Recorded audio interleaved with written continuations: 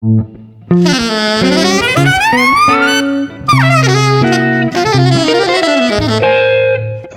Jazz. I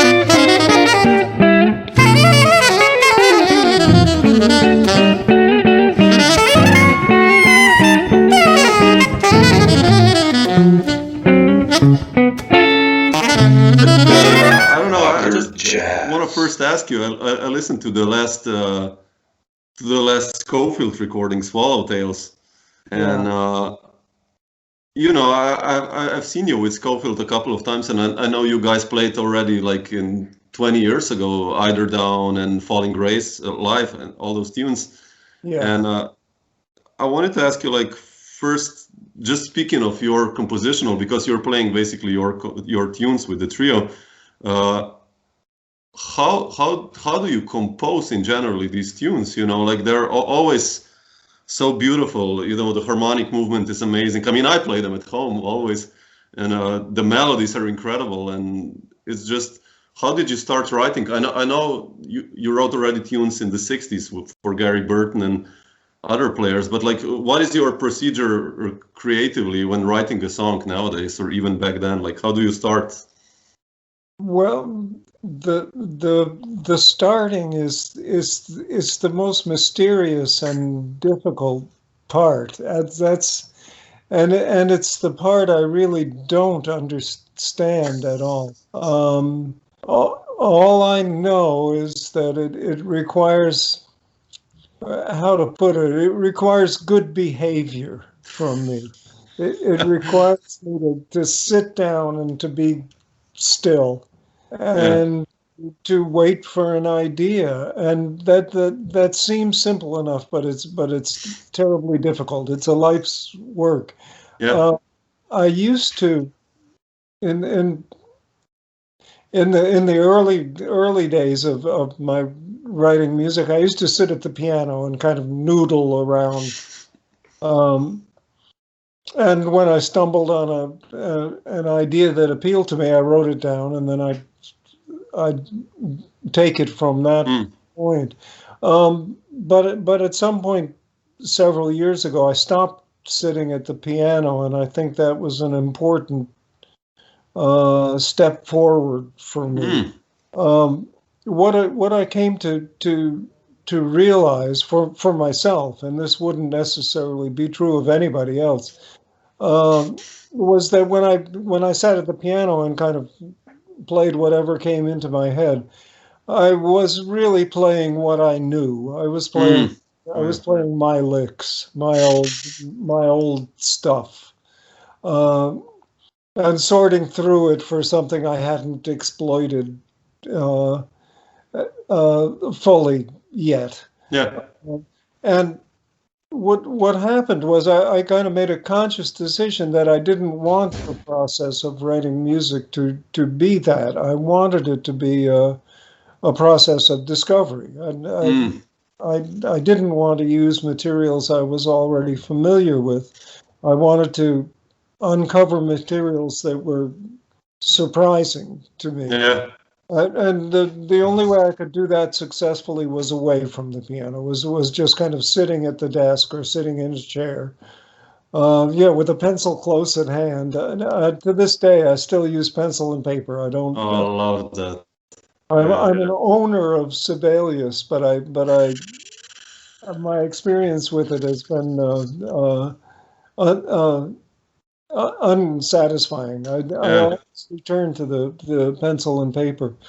At any rate, there's that initial step in the process of writing a song, and it can take a long time. It can take it can happen very quickly, or it can take literally days or even weeks for something worth pursuing to come. Yeah. Once that happens, and once I have something on the page, and it may be as little as 5 or 6 notes, and it may be as much as a few bars, 6 or 7 bars. Then I'm kind of off on a process of discovery. I mean, that's what composing is for me. It's not it's not a circumstance in which I show the world what I know. It's really a process of uncovering new materials. And I think every song I've written could be titled "This is what I learned in March of 2021," and so on. It's and in a way, I'm not doing it in order to end up with a product. Yeah. I'm doing it because of the process, not because of the what results from it. Yeah. But once that initial mysterious idea is there,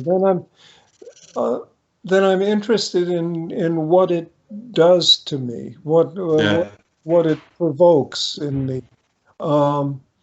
Very often, once I've got the initial idea, I also have a sense of what the rhythm of the piece will be, whether it's slow, fast, straight eighth notes or triplet inflected eighth notes. I already know a lot as a general rule when I've got this initial fragment. And then it's a question of showing up for work, and composing is very much work for me. Playing is fun. Composing is not fun. Oh, wow. When the New Yorker writer Dorothy Parker was once asked if she enjoyed writing, and she said, "No, I don't enjoy writing, but I enjoy having written." And I feel exactly the same. There's a kind of moment and it's a passing moment, but a moment of really deep satisfaction when completed a song. But the days and weeks and even months involved in writing the song is not a pleasurable time at all.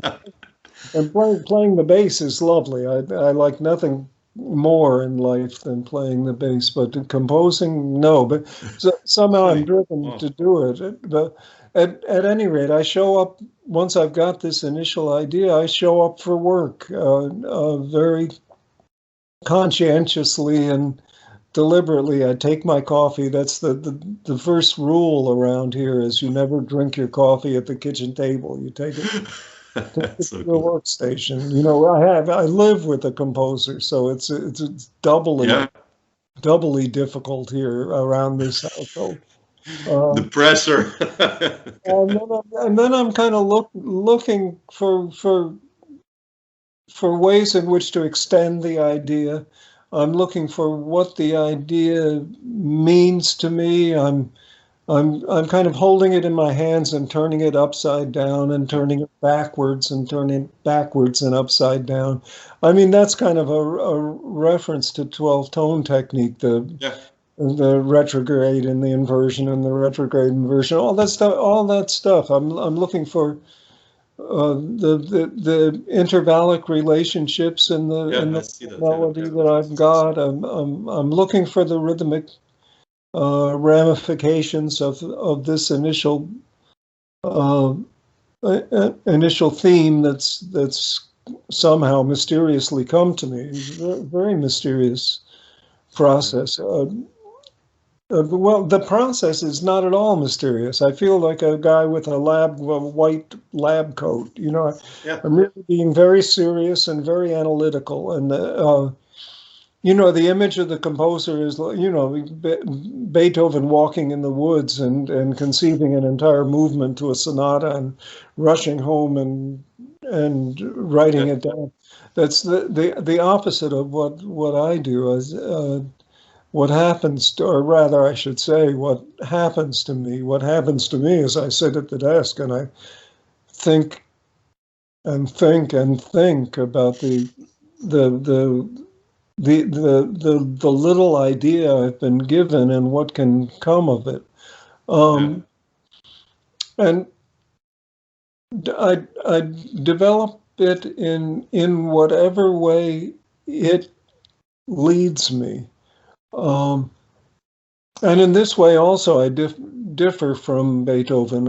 I don't mean to presume to compare No, myself, no, it's true. Yeah. but what I'm getting at is that I don't sit down to write a sonata or a concerto or a 32 bar tune or a 12 bar tune. I just sit down to explore the possibilities of what's been given to me. Yeah. And I think for that reason, I often end up with an unusual structure, Yeah. a 17 bar Or song. 14 or what? Yeah. To write a 17 bar song, it just ended after the 17th bar. It's a and When do we know a song is finished? that's mysterious too. Okay, there are two points of mystery: the beginning and the end. I just know. Okay. There's a kind of exhalation of breath that indicates to me that it's done, and that's a very good question, because I hear people uh, who don't know that point when it Yeah. arrives. I hear, for instance, in Charles Mingus's music, and I love Charles Mingus's music, but it seems to me to be written too quickly. It's Mm. to me that Interesting Charles point. Yeah. finishes too soon, and that he should have sat at the desk another 24 hours. But of course, I mean, I knew Mingus, and it's unlikely that Mingus would spend much time sitting at a desk. He was an immensely energetic and volatile person, and it just wasn't in him to do that. Yeah. And then at the other extreme, I hear music that's overworked, that should have been ended weeks before it was, and then it just becomes precious Yeah. uh, there's a danger in either end of the spectrum, and that's I mean, somebody once asked Elvin Jones why his drum solos were as long as they were, and he said, and I think it was very wonderfully candid, truthful answer. He said, "Well, I get to the end of a chorus and I'm trying to stop, and it just whizzes by me. It's like trying to catch the brass ring in the carnival when you're on a merry-go-round, and then you get a prize if you catch the ring when it, Yeah.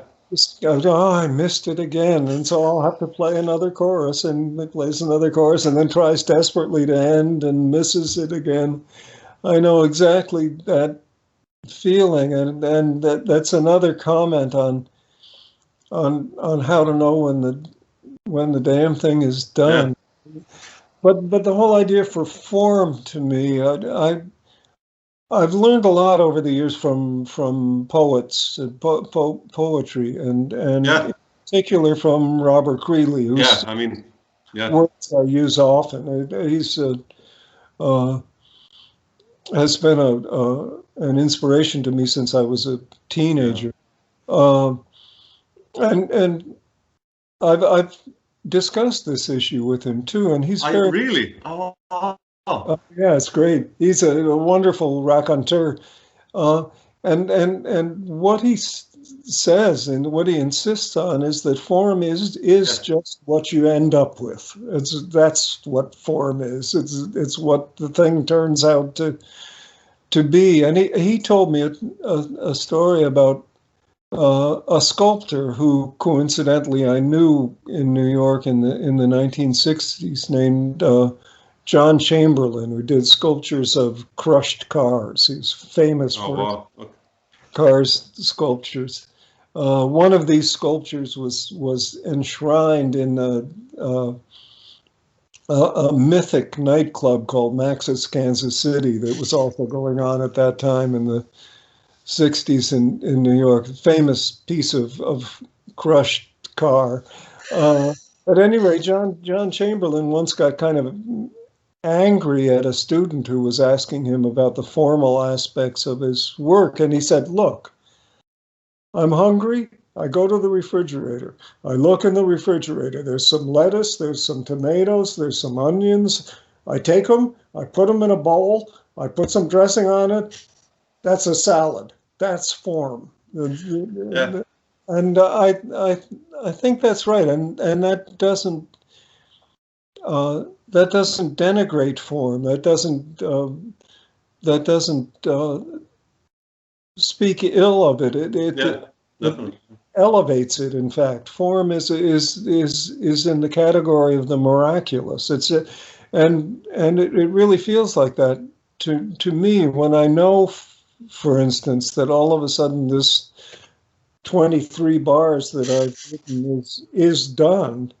I am kind of struck by the miracle of it. Yeah. Wow, how did it end up like that? Now, how could that possibly be?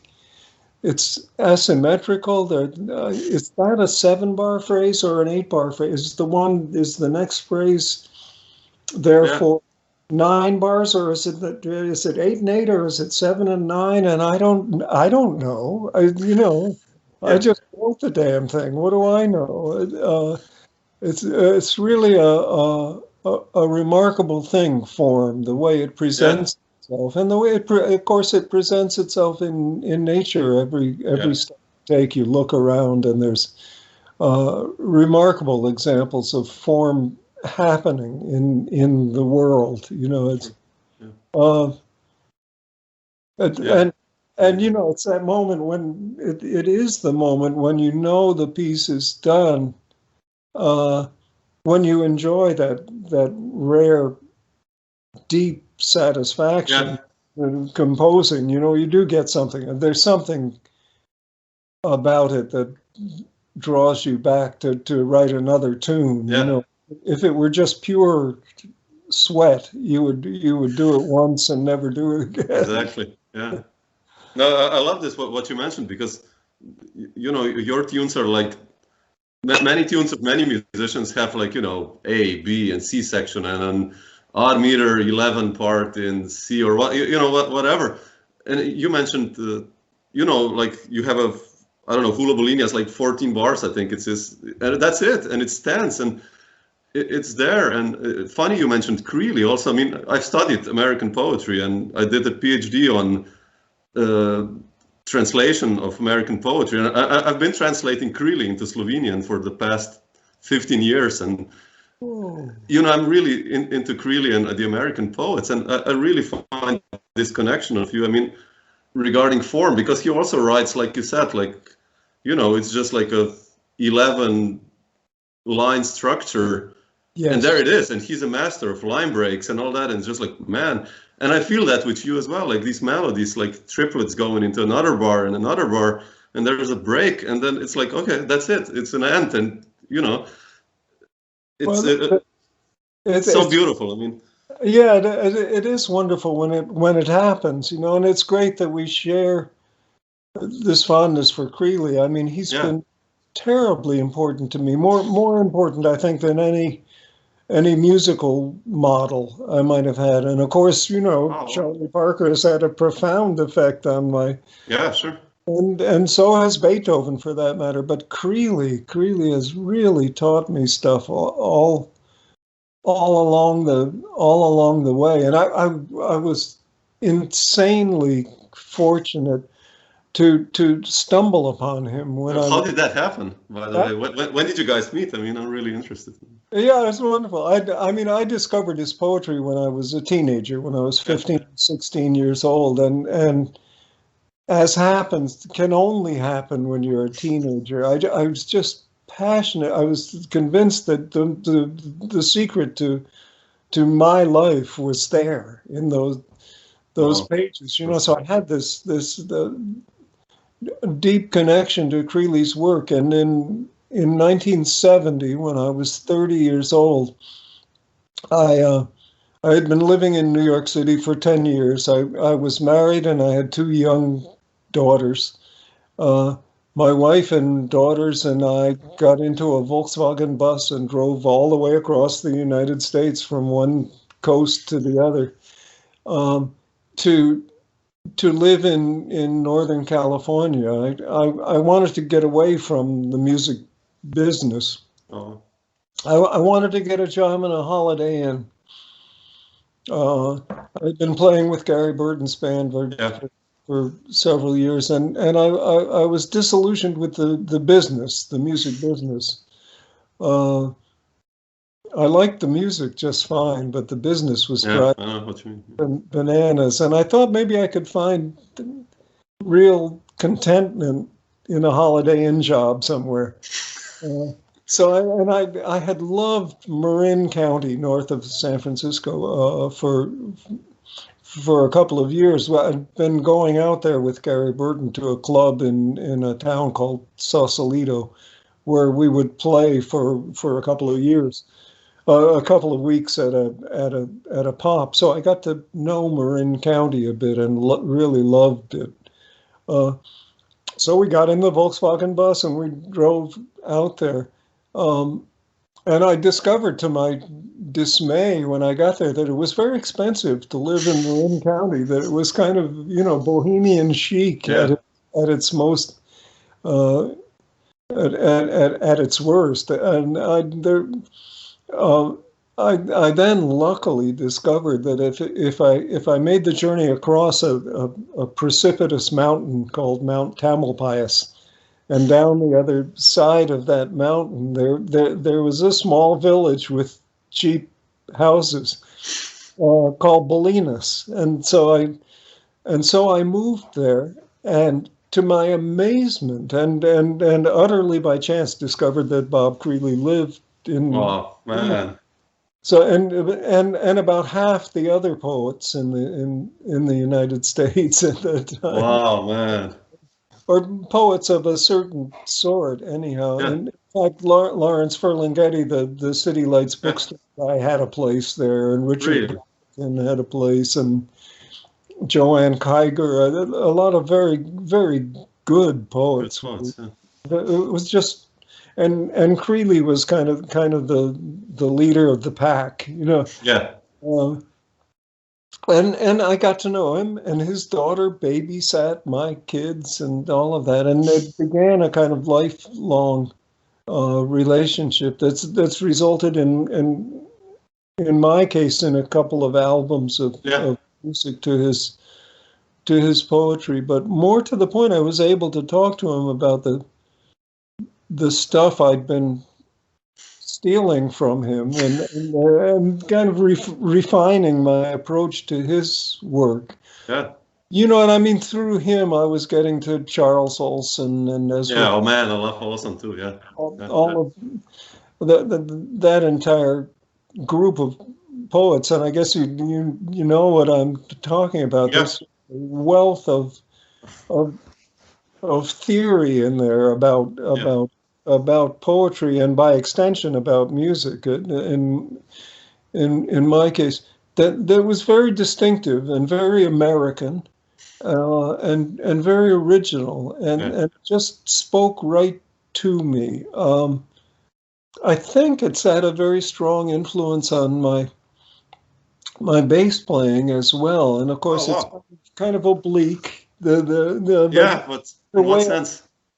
Well, the way I phrase. I mean, I think my phrasing derives from that school of poetry more than it derives from Lester Young, or maybe as much as it derives from Lester Young, who's my musical hero in that regard.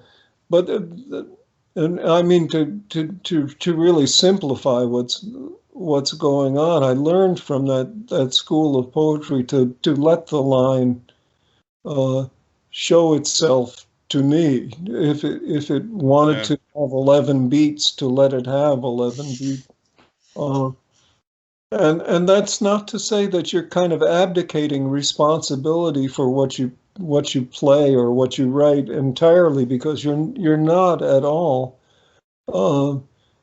Because you allow a line to have 11 beats, and then you're sitting there looking at this 11 beat line that you've written, and it's kind of up to you to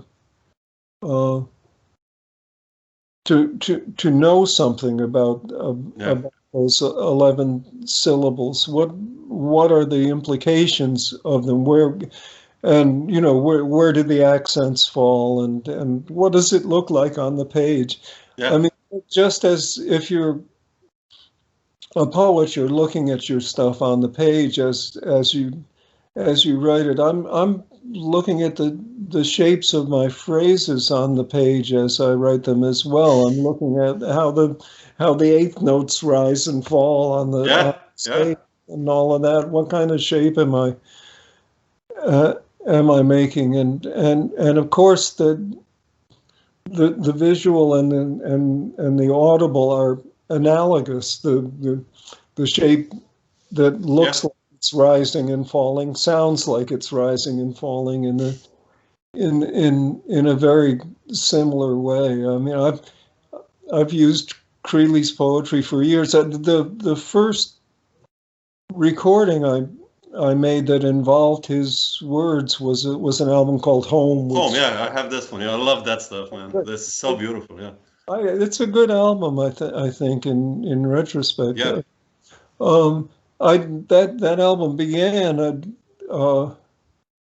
during a period when I had what's loosely called writer's block. I just couldn't get anything out. I was spending weeks trying unsuccessfully to write some music.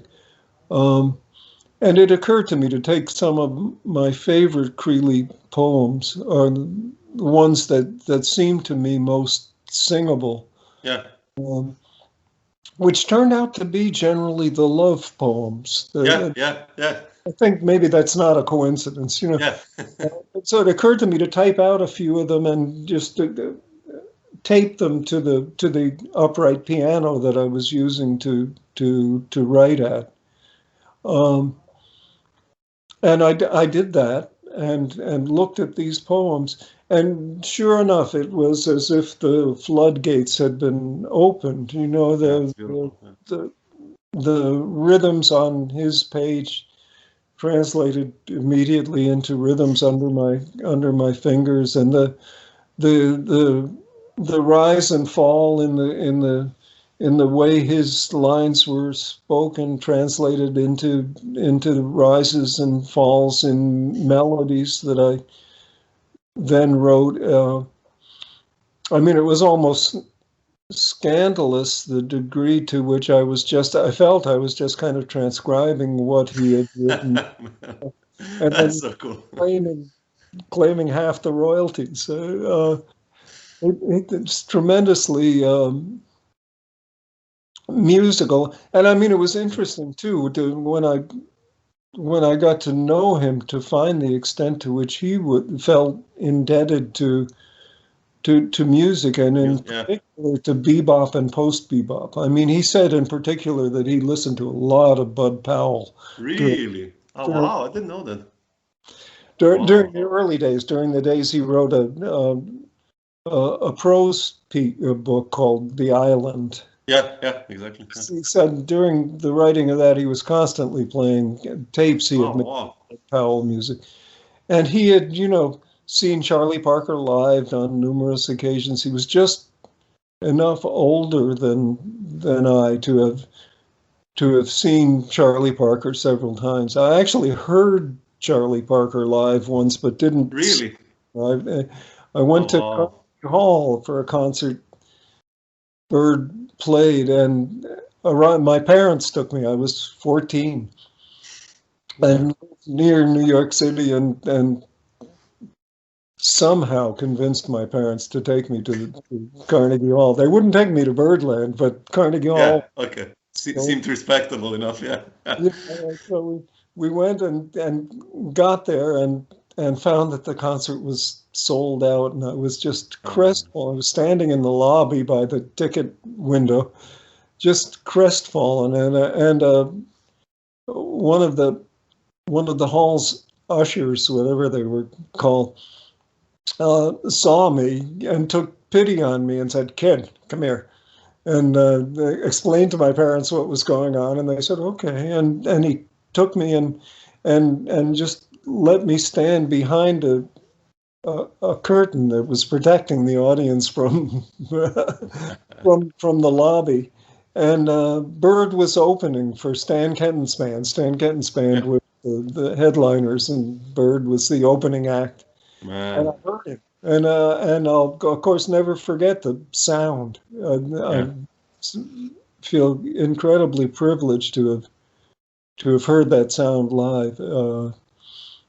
But at any rate, Creeley was playing well, and it was so there was a kind of loop there. Creeley had been intensely influenced and motivated by jazz music in the start of the mid-40s, from the mid-40s on, and then I was immensely influenced by Creeley, and around it goes, you know, and it's wonderful that there is that connection. Yeah. I feel really lucky to have to know about it, to know that there's valuable information for me in Charles Olson, you know, in his theory. And you'd think it relates specifically to poetry, but it's equally applicable to music, I think. Yeah, definitely. Yeah, I mean, all these guys. You know, I read a lot of Gary Snyder as well. Yeah. You know, he's the same. It's Cymbalinus at the time too. Yeah. Oh yeah. He was on the West Coast. Yeah. I mean, you know, all these guys, like, I hear so much music in their lines, so it's incredible. But when you did Home. And did you showed it then probably to Creeley? Like, what was his initial reaction when you showed him the album? Well, luckily he loved it, and he especially loved Sheila, the way Sheila sang the Sheila Jordan sang the tunes, and he and Sheila became good friends, and he and Kuhn also, the pianist Steve Kuhn, who was Kuhn, yeah. Yeah, also became good friends, and in fact they did some gigs during a time when I was off doing other stuff. They actually Creeley and Sheila and Kuhn did a series of concerts where Creeley kind of opened for Kuhn and Sheila, and then Kuhn sang the music from that album, and the three of them hung out a lot. It was. Again, a nice little circle was formed, you know. Yeah. Creeley and I seemed to meet, you know, meet by chance so often over the years that it became a kind of running joke, you know.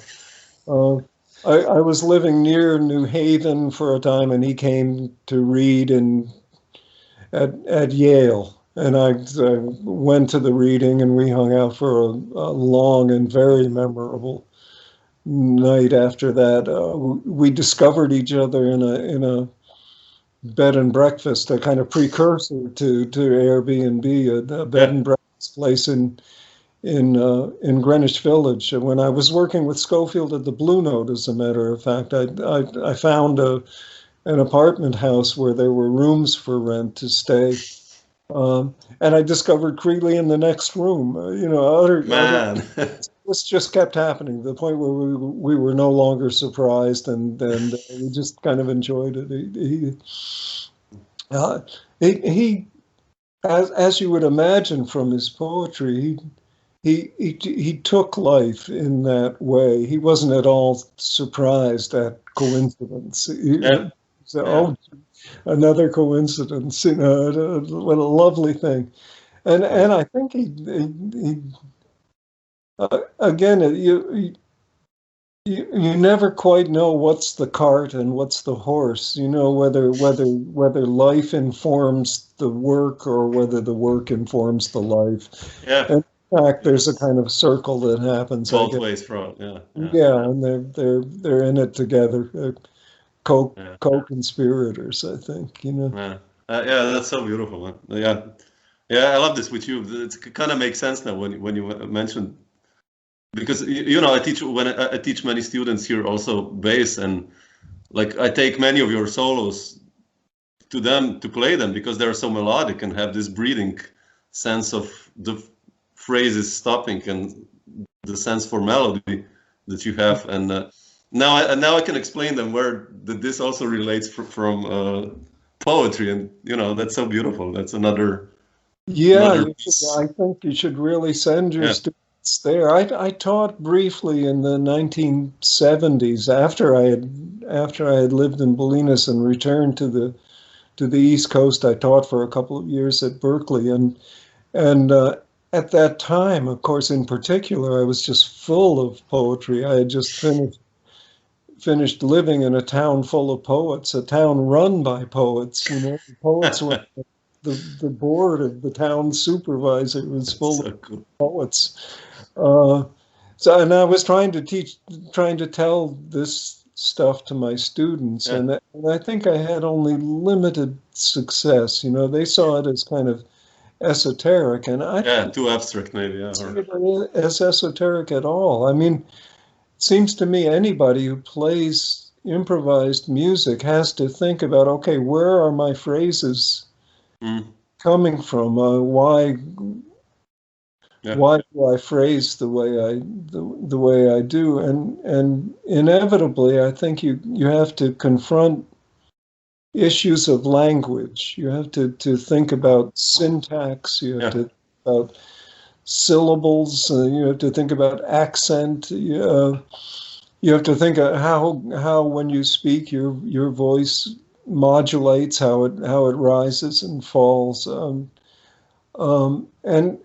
I think language informs the way people play, and in particular, improvisers play, because they are really kind of speaking in real time. And if you acknowledge that you are having to deal with language when you confront, what do I play? How do I play? Then it makes great sense to take a hard look at poetry, because that's essentially what poets are doing is kind of trying to understand the impulse to communicate and in fact trying to communicate as well. I mean, Creeley was a deeply human being. As much as any I've known, he really wanted to connect with you. He really wanted to share meaning in whatever way you wanted. He was incredibly open in that regard as well. And I think that's why he was a poet, because that's where this impulse led him. And I think it's a similar thing with improvisers. There are issues of language, and there are issues of communication. Okay, you have to look at language as a system, and you have to kind of be analytical and understand it in order to play a coherent solo, or even to play a coherent bass line. Yeah. But then you need to confront the issue. Okay, I'm mastering all of these techniques. I'm learning all of these tools. Why am I? What is the point of doing that? And but the remarkable thing about Creeley's poetry, and for that matter, William Carlos Williams, all the poems I love, the poets I love most, and out of whom Creeley came, they're addressing those issues in their poems. I mean, they're playing with ideas, but they're also, the lines on the page are the result of those questions. There's a reason why it's 11 syllables, and then the next line is 9 syllables, and so on. And the reason is not because it's a sonata and it's going to be 14 lines, and and the last 2 are going to rhyme, and that's not the reason at all. It's the imperative of one line and how that influences the next line, and then the next, and so on. You know, Makes sense. Yeah.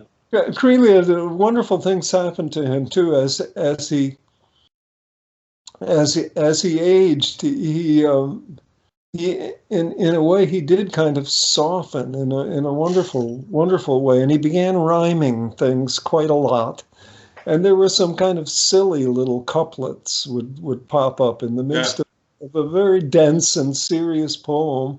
Yeah. All of it, there would be a da da da da da da da da da. Yeah. And it would go back to very dense and serious again. And I think that was something he wouldn't have allowed himself when he was younger. Yeah, definitely. It's really wonderful and kind of highlights his humanness as well, you know.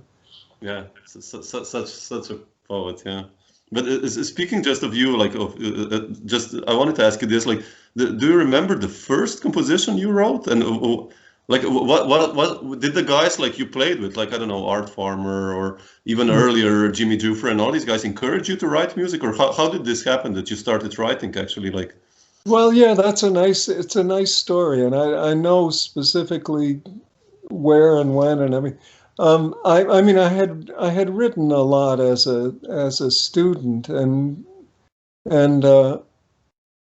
I've luckily lost everything that I wrote as a student. In the course of moving to New York to be a real musician, I kind of left all of that stuff behind, and I'm glad that I did, because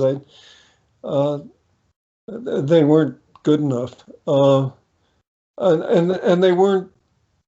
The intention was incorrect. It wasn't serious enough. They were student pieces. I wrote them to please a professor. And yes, okay. At any rate, the first song that I have taken credit for and still take credit for was Eiderdown, which is really recorded fairly often. It's had a life of its own, you know, beyond me. I was playing with Art Farmer and Jim Hall. Pete LaRocca was the drummer in the quartet. We were in Berlin. We had a 2 or 3 week residency in a club in Berlin, and Pete and I were rooming together as one did in those days. And one night he finally just got fed up with me spouting off about tune structure and harmony and big topics, you know, and said, and called me on it. Said, "Swallow, you talk a great game, but I don't see any songs. I dare you to write a song." And I said, "Okay, no problem." And the next day went to the club and sat at the piano while nobody was there except the guys cleaning the floor, and got a couple of ideas and went back the next day and the day after that, and it got enthused. And in the course of only 4 or 5 days, which is for me a very short period of time, I got that tune, Eiderdown. And in a way, it's a very conventional tune. It's not quite a 32-bar tune, but it is almost. It's a AABA structure. Yeah. And the only thing that's odd about it is the B is 16 bars instead of 8. The bridge is twice as long as most bridges. But I was, in effect, kind of writing a sonata or writing a, pre-existing form.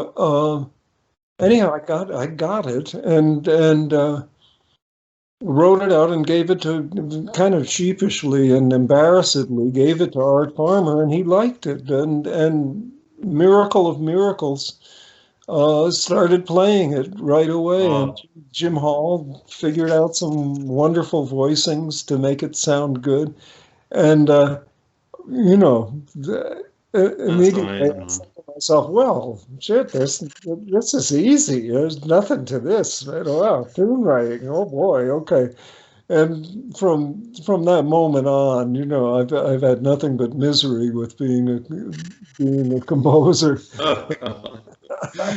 But the initial, the first tune was just a kind of dreamlike event that happened to me. It was wonderful. I owe it all to Berlin and to Pete LaRocca for making me making me do it. I mean, it's interesting. The first recording of that tune was on a Pete LaRocca album for Blue Note Records. The album was called Basra. Steve Kuhn was on it, and also Joe Henderson. It's a very nice version of it. Check it out. Okay. So that the tune has had kind of a charmed life.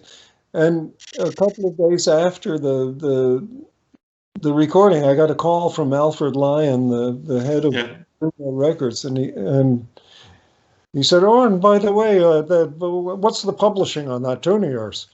And I said, "Gee, publishing? I don't know, Alfred." And he said, "Don't worry about a thing. I'll take care of it for you." And kind of stole my song. Oh man! It's the only song I've written to which I'm not entitled to the publishing royalties. Man, come on! Seriously, don't you? Yeah, Alfred grabbed the damn thing. I mean, I get my half as a composer, but the other half was initially went to Blue Note Records, and then Blue Note sold its publishing to a parking lot empire, the Kinney parking lot empire, and they sold it to another Universal Music. It's been through 4 or 5 corporate hands, and I've tried on several occasions to buy it back with no success whatsoever. And it's one of the rueful moments of my composing career. Shortly after I'd written that song, somebody, I think George Russell, in fact, wised me up to publishing and said, "No, look, you made the classic mistake. You made the mistake that everybody until the late 1950s made. They just assumed that the publishing was some rich white guy." And in point of fact, you can have your own publishing company, and it's easy. All you do is take this form and sign it. You know, and he kind of walked me through it. There had been a movement in the 1950s in New York City. G.G. Grice was one of the leaders. To lay claim to one's own music, you know, and of course, the industry resisted mightily, and in fact, G.G. Grice had such a hard time with the music business that he quit and became a school teacher. You know, a high school. Oh, really? I didn't know. Oh, wow, man! And completely turned his back on the industry in utter disillusionment because he received such resistance to the. Among other things, to establishing his own publishing company and all that. But I was kind of the beneficiary of all of this. By the mid 1960s, people were just becoming that it was possible to publish your own stuff. Yeah, it's so important. I mean, but you mentioned just Berlin. Like, was it with art that you first went to Europe, like early 60s or even before already? I went before. I went in the late 1950s with a school band. Okay. 1 year it was a quartet, 1 year it was a quintet of guys I had been playing with in college, and we got free passage back and forth on a Holland America Lines cruise ship in exchange for playing every night in the lounge of the cruise ship. And then we found our way to some work in Europe. We played a month in Frankfurt and a month in Cologne. Oh, wow, man. This was in 1958, 1959. And among the band members was Ian Underwood, who subsequently became a mother of invention and a Hollywood studio guy. It was a wonderful way to begin to be comfortable in Europe. But the first time I went as a real musician was with Jimmy Giuffre, and I guess late 1960 or 1961. Yeah. How was that like? I mean, you know, nowadays when we travel or you guys travel, it's like planes and trains, and now we have like one currency in Europe, more or less. I mean, euro, almost. I mean, pre-COVID, let's say, but hopefully soon again. Like, but how was it back then? Talking about 1960. I mean, for me, it sounds romantic thinking of touring in 1960, but like in the reality, how was it? Like all different currencies, like Eastern Bloc still existed. Do you remember those days? Or Sure, I remember them well, and it was there were difficulties, kind of day-to-day difficulties in involving the customs and the mores and the currencies of separate countries. And in a kind of perverse way, I miss that a little bit. I miss the drastic differences between cultures and countries that are being homogenized a bit inevitably by the union of Europe. But it was also tremendously exciting to me, and I mean, especially in the case of a band like Jufri's band. Yeah, man, I love the group. That band had no acceptance in the United States and very little work. We certainly weren't making enough money to survive. And in Europe, we were taken seriously. We played real concert venues. We got our names in the newspapers. It was a kind of validation that we lacked in the United States. And in the United States now, that trio has a certain kind of special status, you know, a kind of iconic status, and that's very ironic because at the time we were roundly ignored. I remember vividly the last night of that trio. We were playing in a coffee house on Bleecker Street in Greenwich Village, and we were playing for the door. We were playing for whatever money came in from the patrons. Yeah. And at the end of the night, we counted out the money and divided it by 3, and we each got 35 cents. No, man, come on, Jesus, that's bizarre. Looked at each other with a sad smile, with each of us with a sad smile on his face, and said, "This is it, guys." Wow.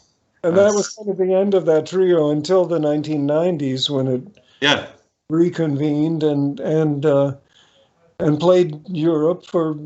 We could do 2 and 3 weeks of excellent gigs and big halls and all of that stuff. So we kind of had the last laugh. At any rate, Europe has been over the years a hospitable, a kind of haven for me, and it has gotten easier and easier to go there, to travel there, and I'm more and more comfortable there. It's, as well, but you know, without Europe over the years, I'd be playing in a Holiday Inn somewhere. And America would not have supported me as a jazz bass player. Interesting, because you know, I see the records you did in the '60s, still on the double bass then. Yeah. And you know, it's bizarre that you say that, because you know, you're on so many amazing records, and I don't know, I also think of the New York scene in the early '60s as probably amazingly blooming. And how was it actually? I mean, like, probably music-wise, yes, but financially, no? Or well, it depended. If you were lucky, it was a living. Yeah. But you had to kind of make hard choices. When I first arrived in New York, I was playing a music that had very little commercial viability. I was playing the so-called new music, the avant-garde music of the time. The players who'd been strongly influenced by Ornette Coleman, Cecil Taylor, and we're kind of on a mission to change the rules of the game, the music game. I ended up taking gigs with the likes of, Zoot Sims and Al Cohn, and then for 2.5 years with Stan Getz, with Yeah. Gary Burton and Roy Haynes. It was a wonderful band, and I loved playing it. But initially, I chose to do it with a little bit of reluctance, because it meant that I was kind of giving up my place in the community of free improvisers. I came to really value Stan Getz and Roy Haynes, and to value the lessons they were teaching me, and the skills that I was developing playing that music that was more structured and more more structured. That's as good a way as any to put it, I guess. I mean, I don't regret having had to do that, but in order to support my growing family, and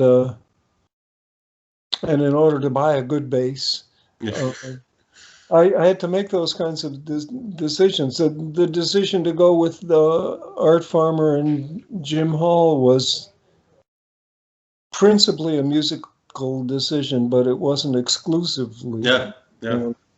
I mean, I would, and of course, all I was doing was facing the reality that I had chosen to be a jazz musician, and it was kind of sink or swim. I had to acknowledge that I needed to stay afloat. That if I didn't keep my head above water, I wouldn't. I wouldn't have a life as a jazz musician, and I really wanted to have that. It's funny. I kind of backed into playing with some of the best musicians ever. I kind of backed into playing with Benny Goodman, who taught me all kinds of stuff. It was wonderful. Wow. One of the best musicians I've ever played with.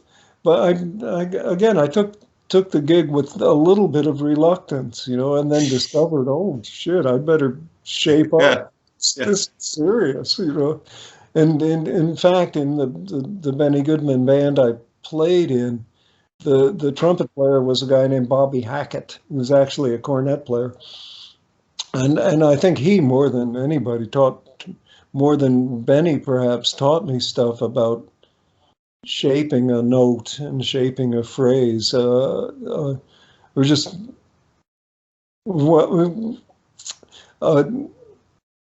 jazz music at that time was almost exclusively an apprenticeship. If you wanted to learn, the only way to learn was to get a gig with players you admired. There were no schools.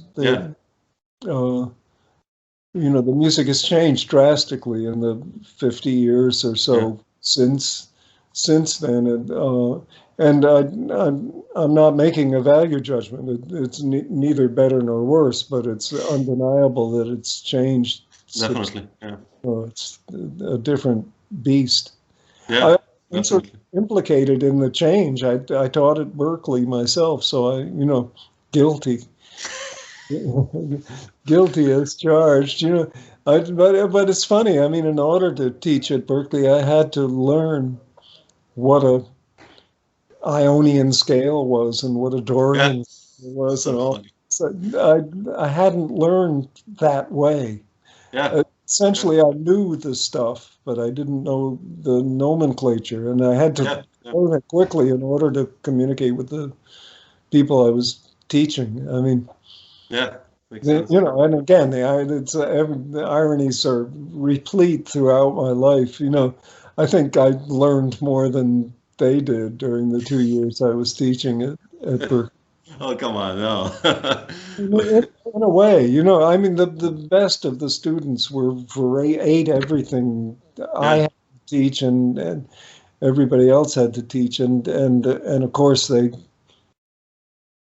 they learn more perhaps, but I learned more than most of the lazy ones, and there were a lot of them. If you teach, you know what I'm talking about. Yeah, I know what you mean. I know what you mean. But I wanted to ask you this, like all the apprenticeships you did, with Farmer, and I mean, not actually, I mean, you were part of the band, but, such a huge role with George Russell as well. But everyone seemed to notice your melodicism. I listened to interaction of art, and immediately, there's I think the first song is Days of Wine and Roses, and you have an amazing bass solo. And the Lydiot, that song with the tune with George Russell again, everyone used your melodicism on the double bass. And how did this change for you? I mean, it didn't. When I listened to your double bass playing and your electric bass, it's still you, like the lines. But what did change for you playing wise, or if it did, like when you switched to electric bass? Also, like gig-wise, did you sense that something changed, gaining or losing gigs when you switched to electric bass? Yeah, well, it's a complex. Yeah. To address the last part of the question first, yeah, there was really a shift in the gigs I did. But I was lucky. I shifted to electric over a period of about a year. There was about a year when I played them both. During the time I was playing with Gary Burton, and Gary was remarkably flexible. And actually kind of liked the idea of the electric bass. The two of us were big Beatles fans at the time. Used to on the road, we used to carry a record player, and those were the days. And listen to Beatles records rapidly at night after the gig. So cool. In addition to our Charlie Parker, Bill Evans records. And Gary, maybe I think he even saw that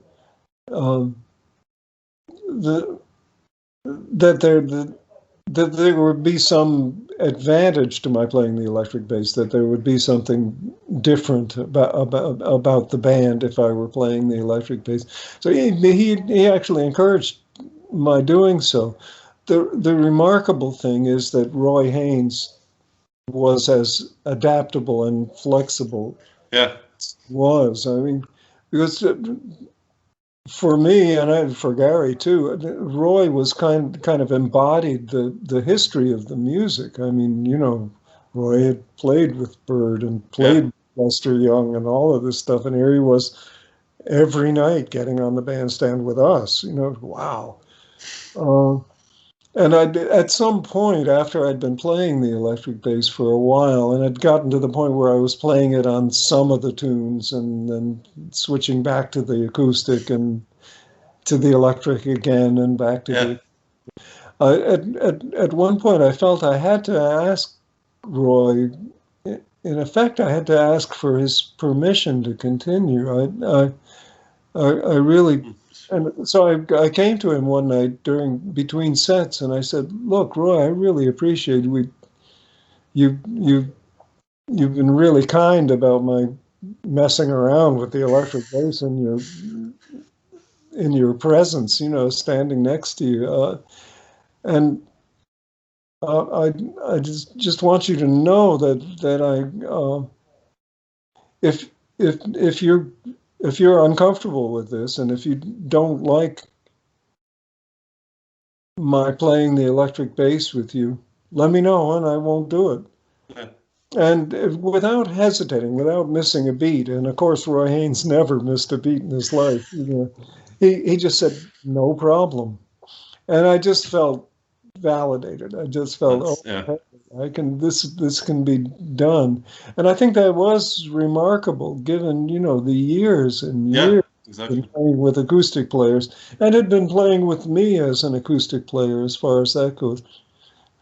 that he was entirely encouraging and comfortable with the electric issue, with electric bass. But I must say some players weren't. And a lot of players I'd had kind of close musical relationships with just weren't willing to deal with the electric bass, and I understood perfectly their dislike. I had disliked the instrument intensely myself until the day I played one and fell in love. You know, I mean, it really stood for all the rock and roll values that I had no patience for. You know, when other people I knew were listening to rock and roll, I was listening to Sonny Rollins, and I was obstinate about my choices until I touched the electric bass, and then something happened that I couldn't deny, and I became an electric bass player.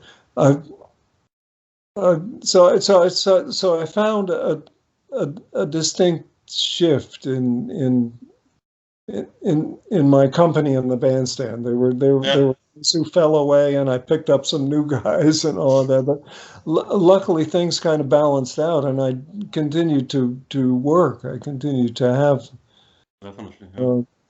have strong musical associations, and some of them, you know, have endured since the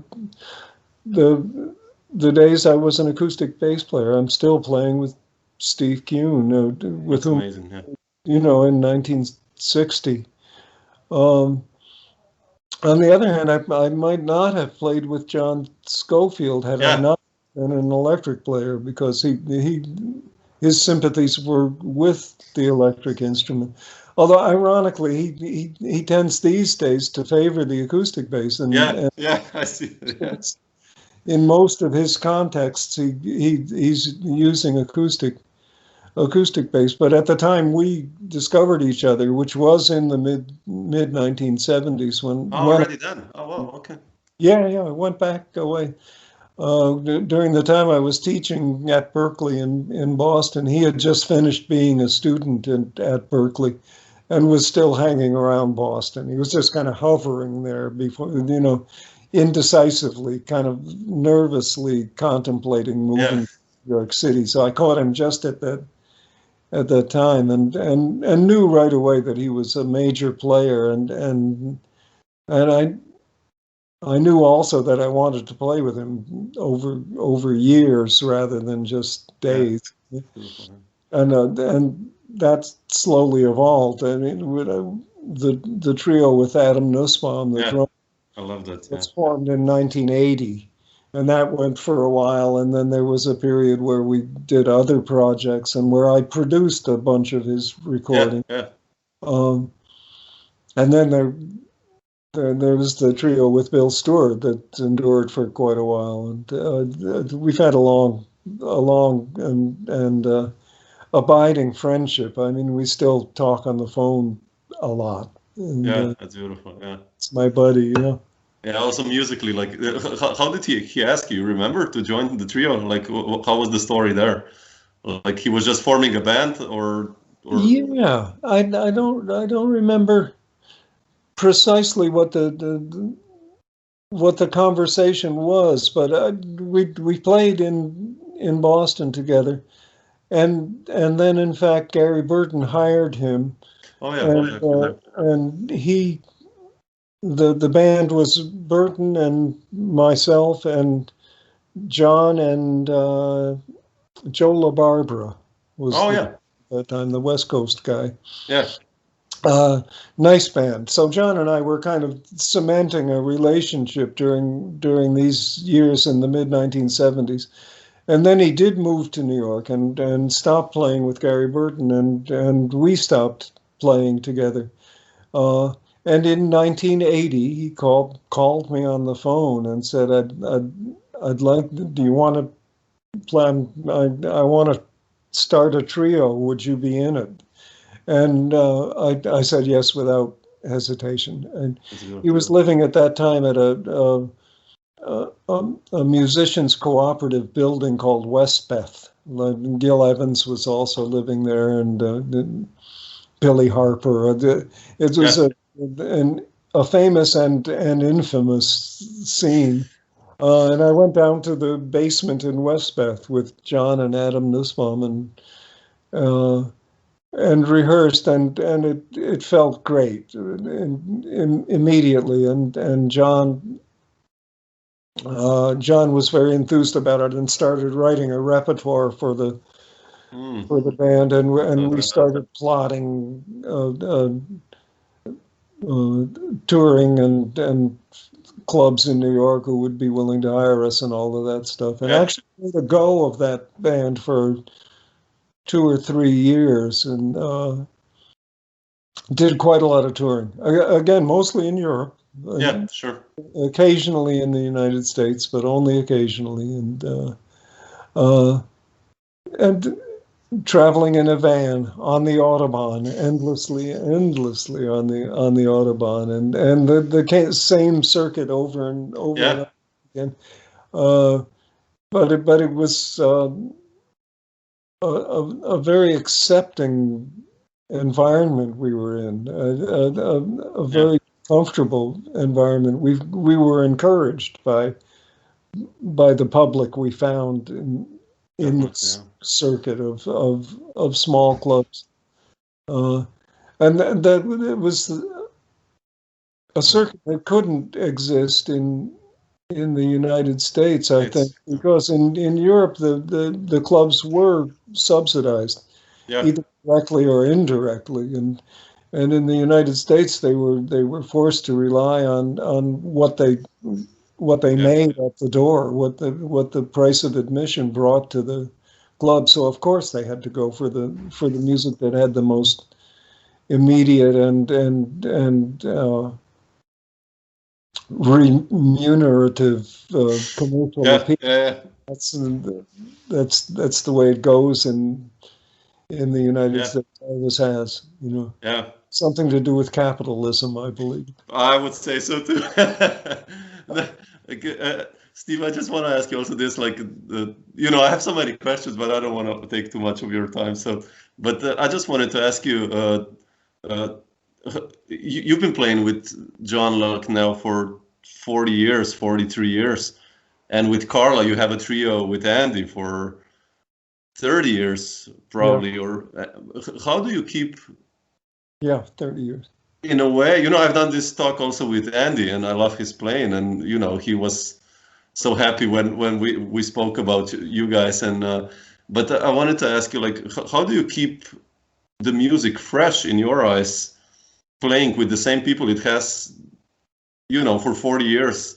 Is it the compositions changing or changing sometimes? How do you maintain it fresh for you as a player and as a composer? Yeah, well, I do think that the compositions play a critical role in keeping it fresh. But I think again there's a kind of circuit that develops between the performance and the composition. The performance influences the tunes, and the tunes influence the performances. And I think in general, my favorite players are also writers. Wayne Shorter, Thelonious Monk, whatever. The kind of line between playing and composing is kind of blurred too. I mean, you sense, for instance, when Wayne is playing, there is an element of deliberation in his playing that's the composer in him, appearing even while he's making stuff up before your eyes. Even when he's improvising, you understand that there's a process of composition going on, and I sense there's always in Carla's playing as well, and in Thelonious Monk's play. I mean, Monk would simply play the tune over and over with very slight but crucial variations in his in his approach to it night after night. I loved listening to Monk refine his music in the subtlest and in the subtlest way, with the attention to the smallest of details. You know, improvising was going on, but you really had to look for it. It sounded as if he was just playing the tune over and over. At any rate, in the case of both the Scofield configurations, usually trio, and Carla's configurations, also usually trio, there's this kind of back and forth between the playing and the writing that pushes the music forward. In effect, Carla is responding to what she's heard in trio performances that interested her, that was different, that pointed towards something new. And she'd sit upstairs at the desk for hours and weeks and make something of that, make a tune that forced the trio to move from its present location to a location in a slightly different place. And then that would provoke different playing in us, and the changes in our playing would in turn send her back to the desk and change the next tune that she would write for us, and so on. There was this kind of one step after the other going on. Think of the left foot as the performance foot and the right foot as the foot. And they were forever moving forward. And the same thing happened with John's trios. At some point, until just very recently, I was insistent that we play just his music. I felt strongly that the trio's identity was tied into what he wrote. I think he's really wonderful writer as well. Amazing. And I think the same left-right kind of process was going on. He was taking lessons from our nightly performances, bringing them back to the desk and writing tunes, which in turn pushed the nightly performances in another direction. I say until very recently, because then he insisted on making an album of my tunes, and it was kind of over my dead body. I didn't want to do it. I really felt that the trio played his music, and that's what it should be. But he convinced me that we just take this one afternoon, just humor me, you know. Okay, we'll just go into the studio and just do this one thing. I promise. That's it. Just do it. So I did, and I thought that would kind of be the end of it. But then Manfred Eicher liked it. And released the music as an album, and of course I'm glad. I'm pleased and flattered that John chose to do this, because he is such a good writer himself and has no need to play other people's music, and not only has no need to, but his identity as a player is wrapped up in his identity as a writer, and vice versa. So this meant kind of taking, and I suppose that's why he did it too. It meant kind of taking himself out of his very comfortable area and moving to a slightly different place for an afternoon. You know.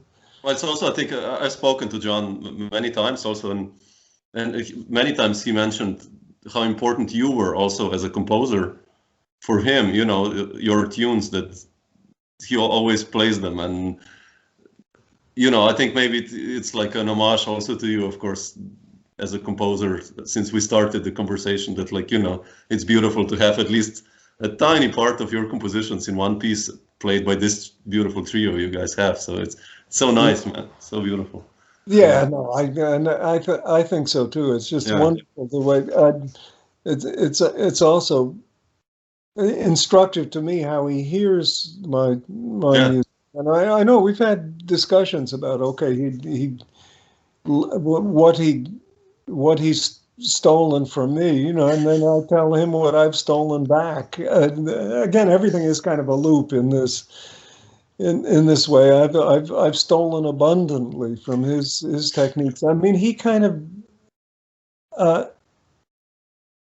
what he claims is that he learned from me what the lesson that we were talking about earlier, to kind of let the music assume its own shape. And his tunes are full of odd numbers of bars and unexpected changes structural moves. You know, his take on that, the way in which he does that has had a strong influence on me as well.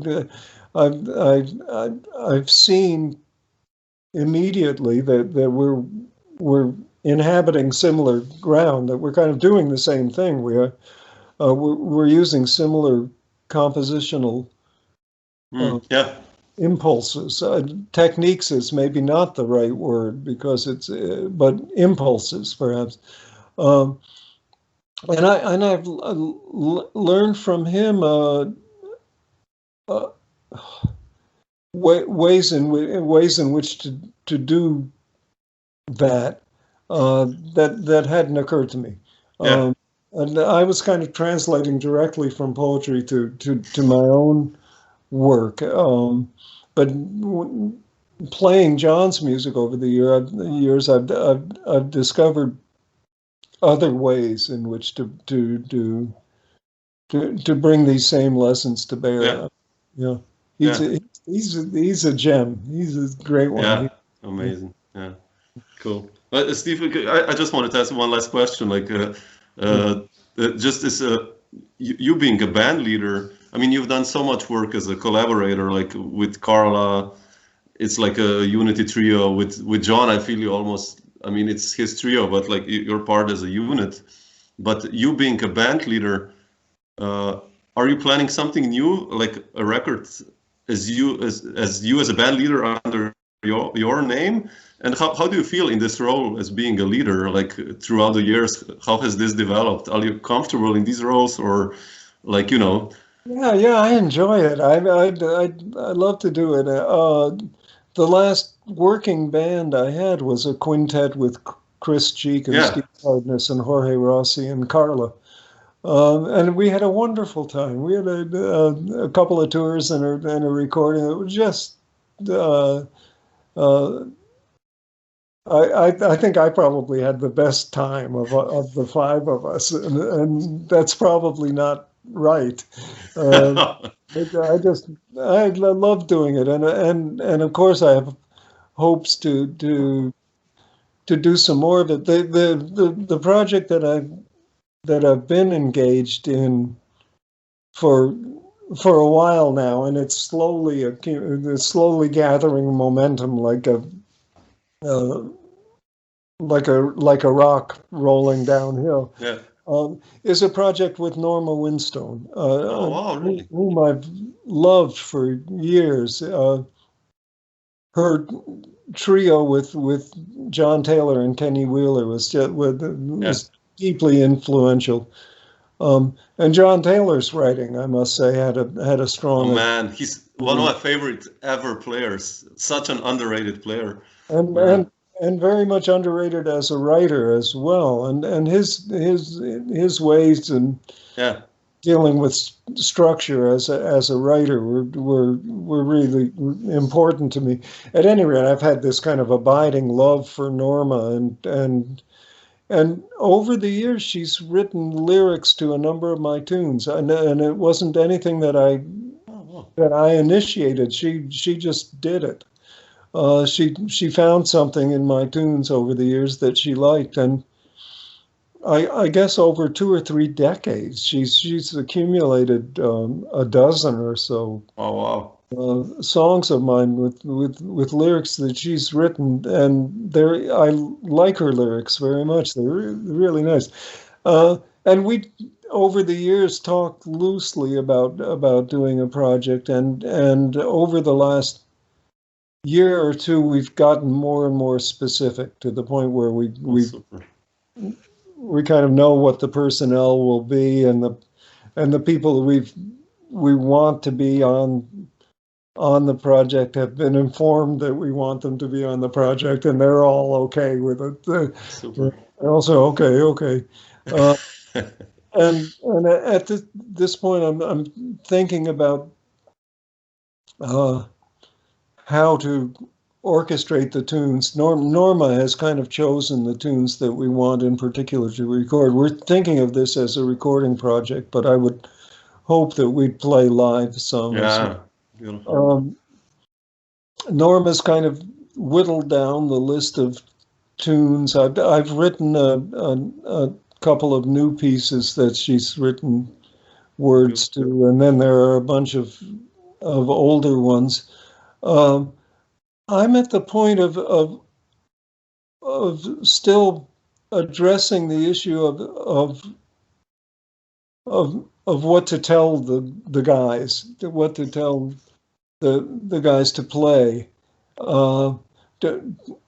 I'm still wrestling with the issue: to what extent do I want to write things out, and do I want them to do something far better than anything I could think of? And I'm kind of wrestling with the issue of relaxing my grip on the proceedings. I'd really like for it to be informal. Yeah.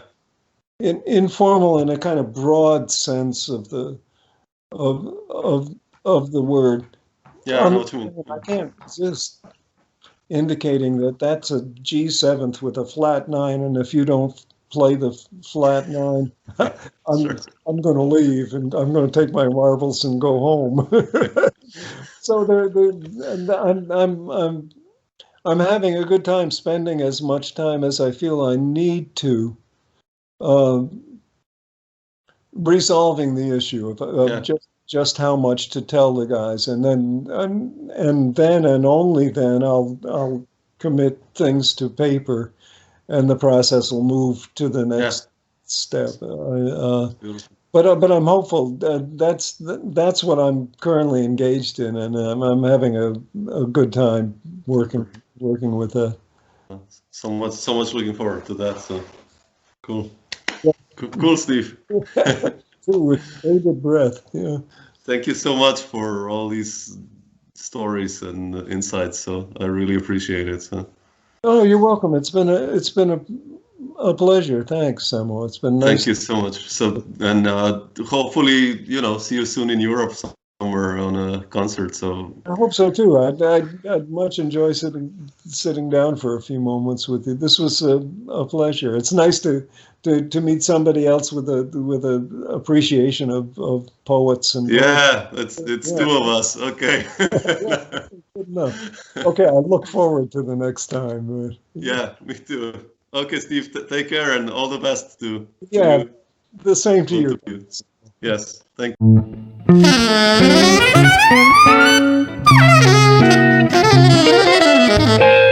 Dr. Jazz.